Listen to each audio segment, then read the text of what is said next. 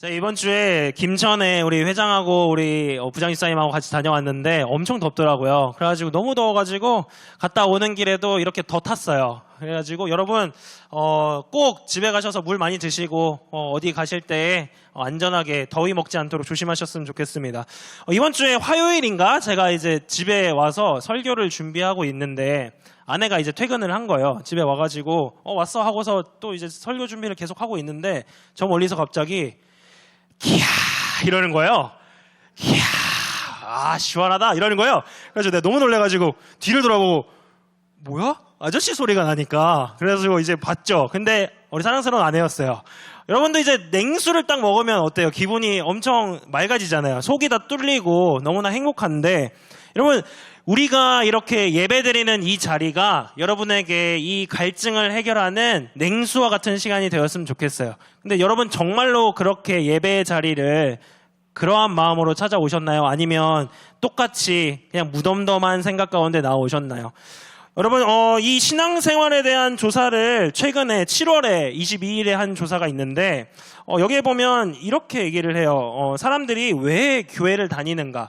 어떠한 이유로 교회를 다니는가? 신앙생활하는 이유가 뭔가를 이렇게 조사를 했는데 여기에 보니까 성도들과의 친교를 위해서라는 부분이 이제 좀 높았어요. 근데 이게 한마디로 뭐 친구들 만나러 온다는 얘기죠. 친구들 만나러 온다는 얘기인데 주황색은 뭐냐면 교회를 한번 떠나본 사람들이에요. 교회를 한번 떠나본 사람들이 교회에 오는 이유가 뭐냐?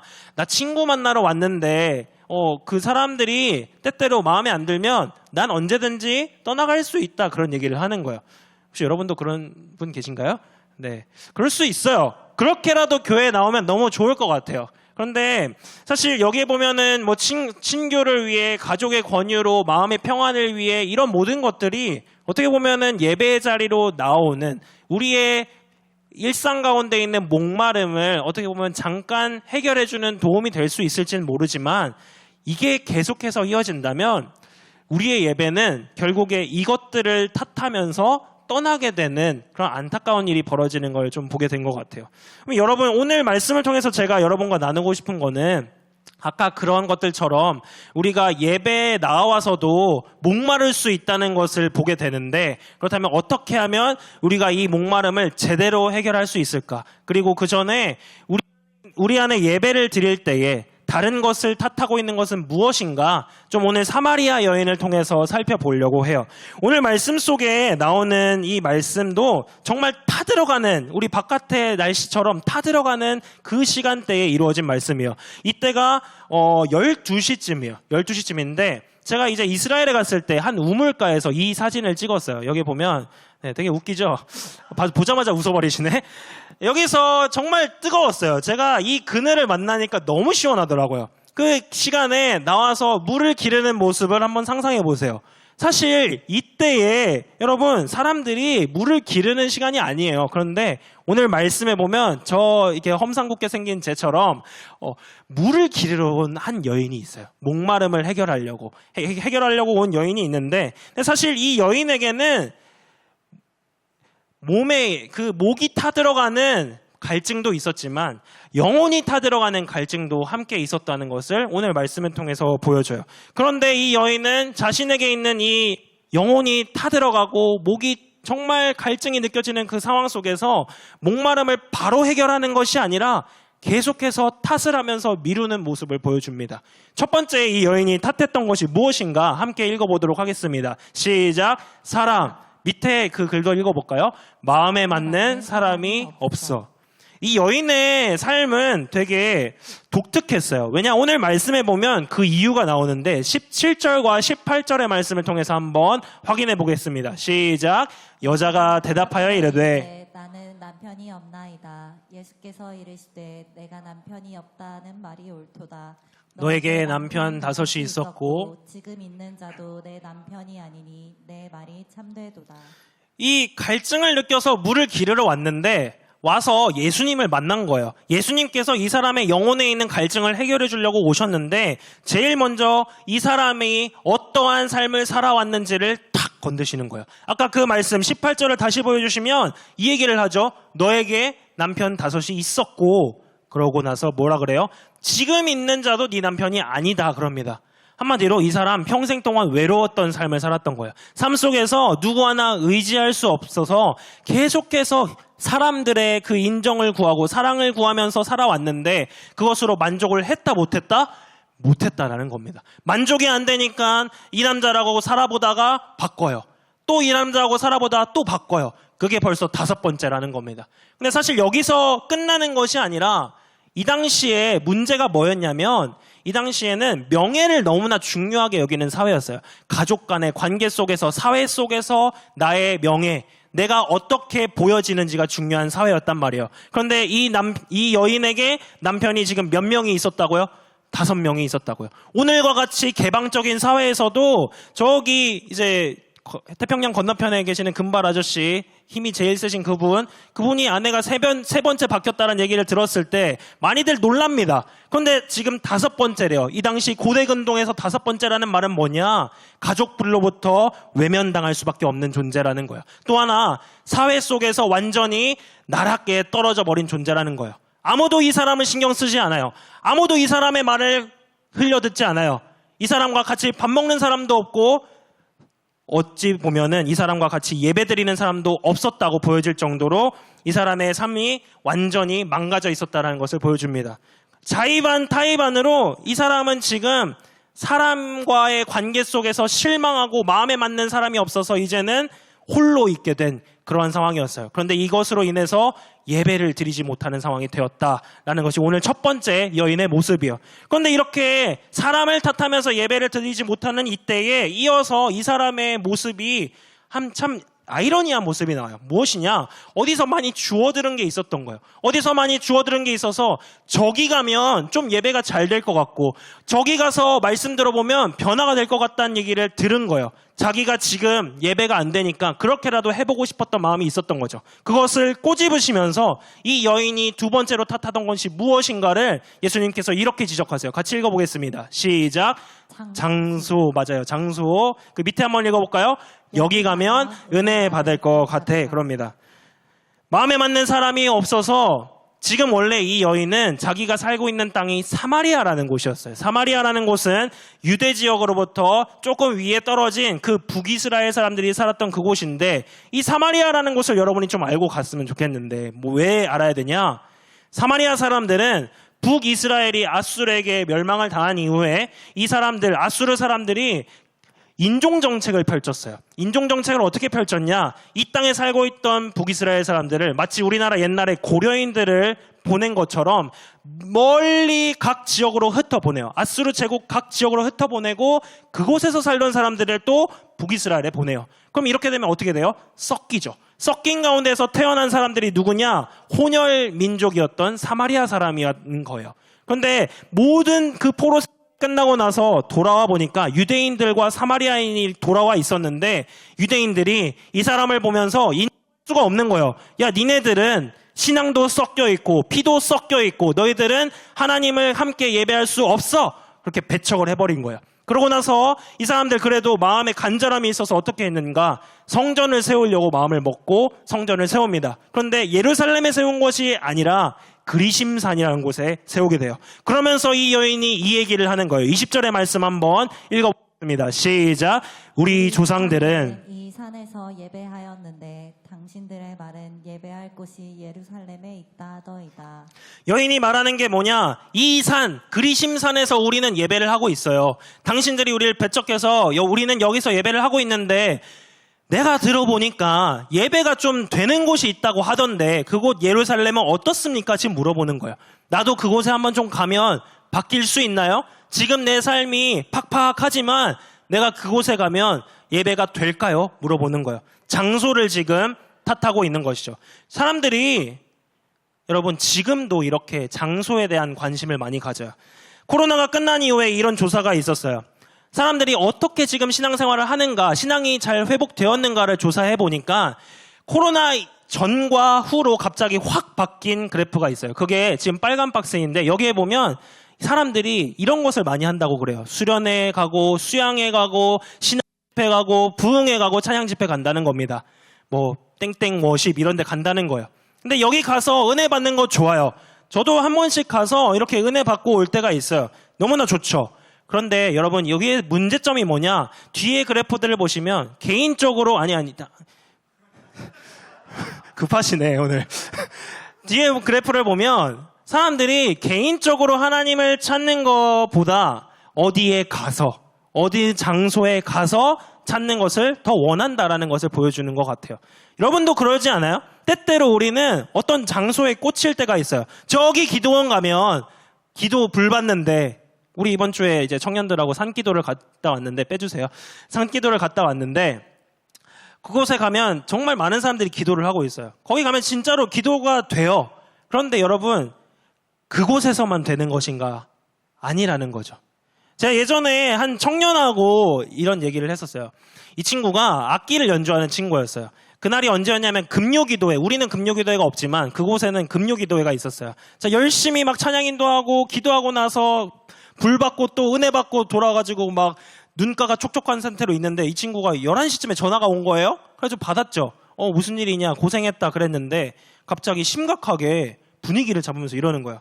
전사님, 그 당시 전사였는데 예배가 같지가 않아요 이러는 거예요. 그래가지고 순간 무슨 생각이 들었는가. 제가 화가 많잖아요 또. 그래가지고 이 교만한 녀석이 뭐라 얘기하는가 한번 들어보자 그런 거예요. 들어봤는데 이 친구가 하는 얘기가 뭐였는가. 예배가 준비가 안 돼 있는 것 같다 그러는 거예요. 예배가 준비가 안 돼 있는 것 같다. 그러면서 하는 얘기가 뭐냐. 저기 유명한 집회에 가면 예배에 들어가는 순간부터 은혜 받고 찬양할 때 막 눈물이 나고 막 음향시설이 너무나 좋아서 막 그냥 앉아만 있어도 은혜가 되는데 우리 교회는 은혜가 안 된다 막 그러는 거예요. 자, 이 말을 듣고서 한마디를 하려다가 참고 기도합시다 그러고 나서 혼자 이제 생각을 했어요. 혼자 생각을 하는데 저는 아까도 말했지만 은혜를 받았단 말이에요. 가서 열심히 기도도 하고 너무 좋았어요. 왜 이런 마음이 들었을까? 거기에는 그곳과 이곳의 장소의 차이점을 비교하면서 탓하는 모습이 있는 거예요. 장소를 비교하면서 탓하는 모습이 있었는데 제가 이게 틀렸다라는 걸 제가 직접 경험을 해봤거든요. 어디서 경험을 해봤는가? 이번 주에 이제 어린이부 성경학교를 가게 되는데 제가 또 잼민이들 가르쳤잖아요. 잼민이들 가르칠 때 한번 제가 진짜 이러다가 잘릴 수도 있겠다 한 적이 있었어요. 왜 그랬는가? 수련회 장소를 잘못 예약을 한 거예요. 수련회 장소를 잘못 예약했는데 그곳이 어떤 곳이었는가? 여러분 여기 에어컨을 틀어놓으면 바닥이 물이 줄줄줄 새요. 줄줄줄 새가지고 여기 앉아있는 애들 여기 무릎까지 찾아오는 거예요. 그래가지고 선생님들이 뒤에 있다가 쫓아와가지고 수건으로 막 이거 물 닦고 그러던 곳이 있었어요. 그리고 숙소는 어땠는가? 제가 있던 곳이 제일 안 좋았는데 애들 방도 똑같았어요. 샤워기를 딱 틀잖아요. 물이 샤 나온 게 아니라 이러는 거예요. 와, 그걸 당일에 알았어요. 당일에 알아가지고 이거 큰일 났다. 얘들이 집에 가서 엄마한테 엄마 수련회 다시 안 갈래. 이러면 이제 어떻게 되는 거예요? 저는 목사님한테 불려가면 어떻게 되겠죠. 뭐 그런 일이 일어날 뻔했어요. 그런데 무슨 일이 있었는가? 사진 한번 보여주세요. 여기 보면 이게 제가 그때 가르쳤던 애들인데 얘네들 기도하는 거 보이세요? 얘네들이 이러고 기도를 했어요. 막 오열을 해요. 뭐 때문에 오열하는지 몰랐을 거예요, 얘네들은. 그런데 오열을 하면서 기도를 해요. 회개 기도하고 무릎 꿇고 저게 얼마나 지속되는지 아세요? 40분 동안 기도했어요, 저러고 애들이. 40분 동안 기도를 했는데 그 바닥 물 차고 막 그러는 환경 속에서 얘네들이 기도한 거예요. 그 여러 가지 열악한 상황 신경 안 쓰고. 걔 중에 한 명은 갑자기 은혜를 받았는데 밥 먹고 이제 야식을 먹어야 되잖아요. 야식 먹는데 얘가 막 울음이 주체가 안 되고 마음에 감동이 되는 게 주체가 안 돼서 나를 부르는 거예요. 나 좀 기도해달라고 부르는 거예요. 그래서 얼싸안고 기도하고 막 그랬어요. 여러분, 장소에 따라서 은혜가 임하는 게 반은 맞고 반은 틀려요. 왜냐? 방금 보신 것처럼 그것을 뛰어넘는 역사가 분명히 있거든요. 제가 이걸 알았기 때문에 저는 그 친구한테 그래 맞아라고 얘기해 줄 수가 없었어요. 그건 네 탓이야. 그 장소 탓하는 거 네 탓이야 라고밖에 속에 생각이 안 들더라고요. 사마리아 여인도 그랬어요.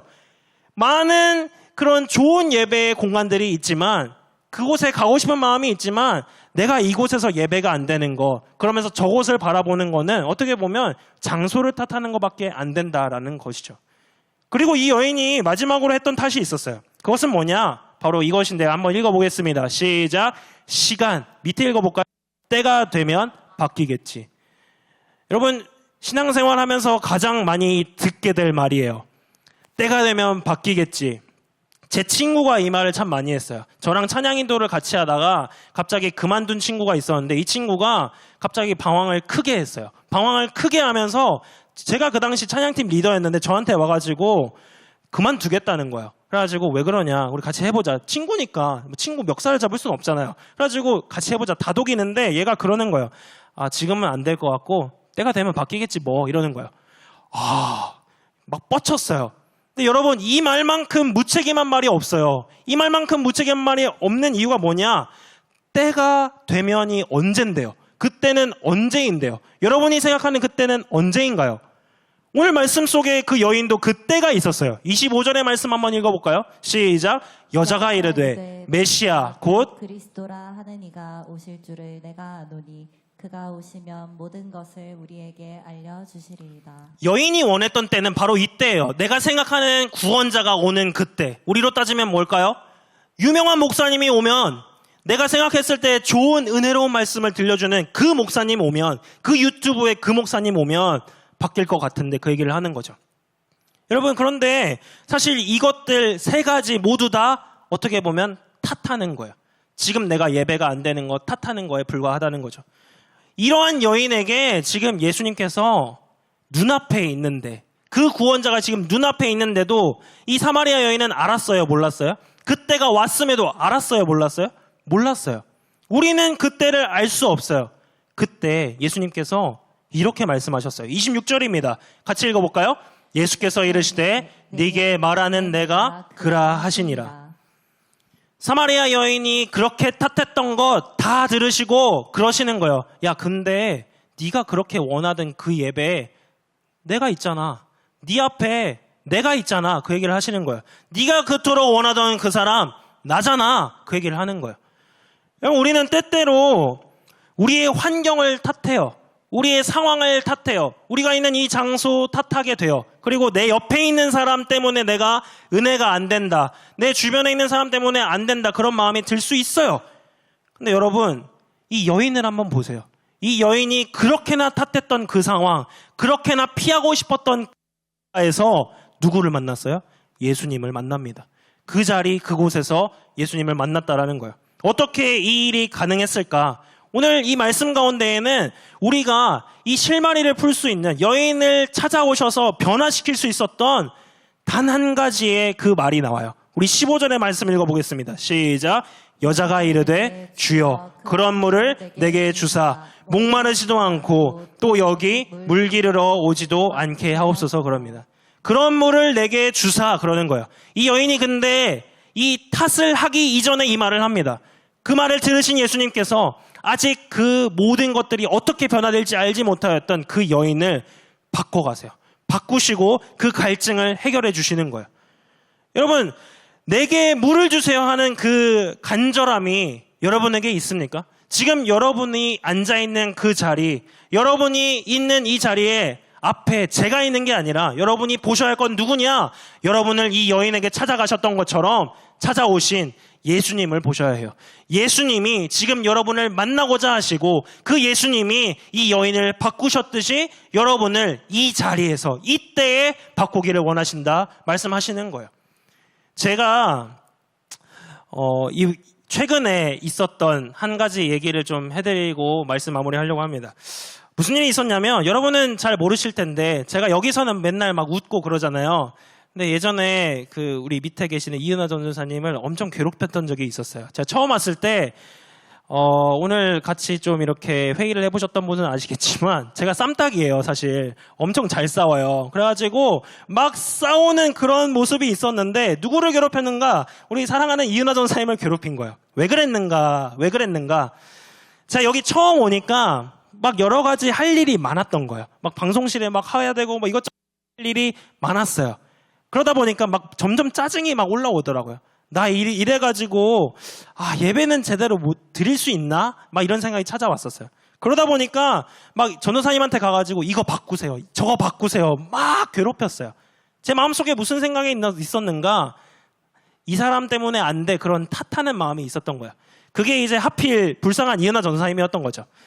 그런 마음이 있었는데 사실 이게 해결이 안 되니까 이게 조금 시간이 지나니까는 장소를 탓하기 시작했어요. 제가 주로 교회에서 있는 시간이 어디냐면 저기 위에 있는 방송실이에요. 방송실에 이렇게 있다 보니까 막 예배가 안 되는 거예요. 나도 기도에 막 여러분들처럼 뜨겁게 하고 싶은데 기도가 안 나오는 거예요. 사실 그게 문제가 뭐예요? 내가 문제죠. 근데 내가 마음이 삐뚤어져 있으니까 그 장소 탓하는 거예요. 여기 막 곰팡이 냄새도 나고, 예배 드릴 때마다 내가 이렇게 곤두서가지고 PPT 넘겨야 되는 것도 그렇고, 나 좀 기도하고 싶은데 잘 안 된다. 막 한 거예요. 근데 여러분, 이러다 보니까 또 한 가지 마음이 있었어요. 빨리 쉬어야겠다. 빨리 휴가를 가야겠다. 이 여름을 또 막 기다리게 된 거예요. 점점점 탓이 막 늘어갔어요. 오늘 이 사마리아 여인이 그랬던 것처럼 저도 계속해서 사람 탓하고 저 장소 탓하고 내가 있는 이 환경, 이 시간을 탓하면서 막 쏟아부었던 적이 있었어요. 근데 여러분 제가 어느 날 그 마음이 딱 드는 거예요. 지금 이러한 생각이 들고 있는 내 자신을 보는데 너무 잘못돼도 너무 잘못됐다라는 생각이 드는 거예요. 저 사람 문제가 아닌 걸 알아요. 저 장소의 문제가 아닌 것도 내가 알아요. 그리고 지금 이때가 아니면 내가 영혼이 정말 죽어가는 것 같다는 것도 내가 알았어요. 그래서 어떻게 했는가? 나와서 그냥 기도했어요. 저 자리에서, 저 방송실 자리에서 그냥 틀어놓고 통성으로 기도를 했어요. 그렇게 기도를 하는데 여러분 무슨 일이 이루어졌는가?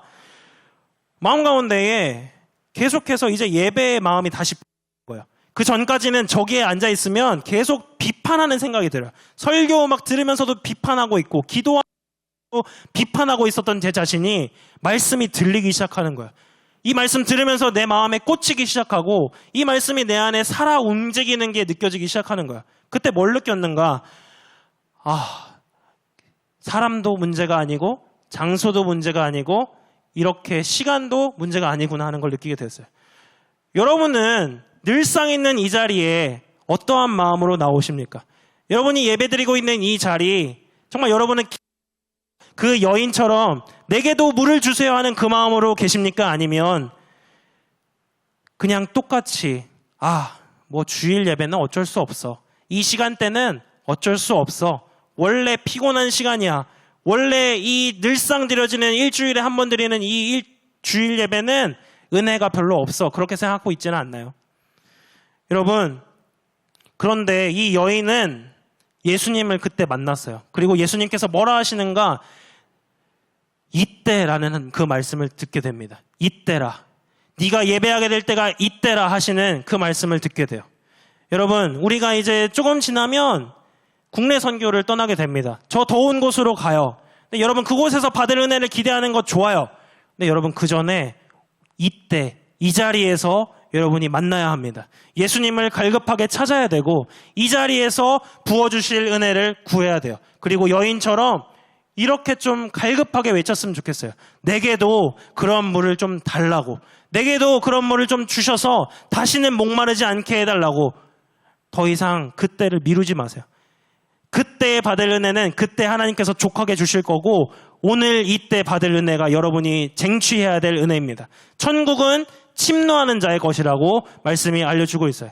여러분 하늘을 향하여서 끝없이 그 은혜를 갈구하십시오. 하나님 내게 그 은혜를 부어주십시오. 하나님 오늘 내가 목마르니 말씀하여 주십시오. 그런 갈증으로 오늘의 예배 또 한 주의 삶을 살아가기를 소망합니다.